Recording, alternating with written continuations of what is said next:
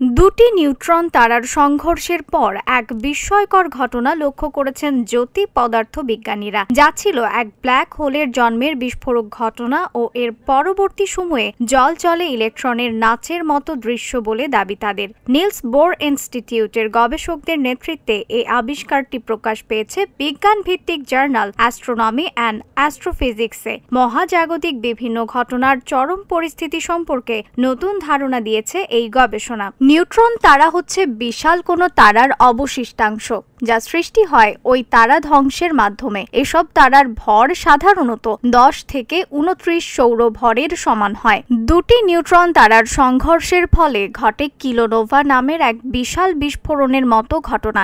কিলোনোভা মূলত এক ধরনের আগুনের গোলক যা কয়েক শত সূর্যের মতো উজ্জ্বলভাবে জ্বলজ্বল করে জ্বলে বলে প্রতিবেদনে লিখেছে বিজ্ঞান ভিত্তিক সাইট নোরিজ। এই বিস্ফোরণের ফলে নিউট্রন তারা থেকে আসা পদার্থের তেজস্ক্রিয় ক্ষয়ের মাধ্যমে তৈরি হয় ভারী উপাদান, যা থেকে বের হয় প্রচুর পরিমাণ শক্তি।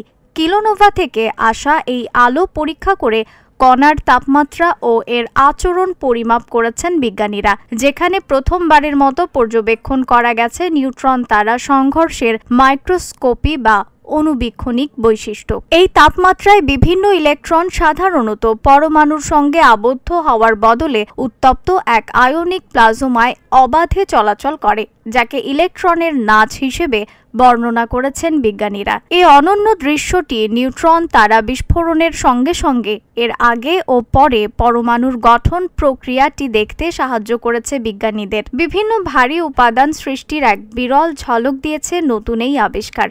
পাশাপাশি মহাবিশ্বের বিভিন্ন উপাদান কিভাবে এসেছে সে প্রশ্নের উত্তরও দিতে সহায়তা করেছে এটি। নিউজ ডেস্ক, রিফাত আরা ইসলাম, ভোরের আকাশ।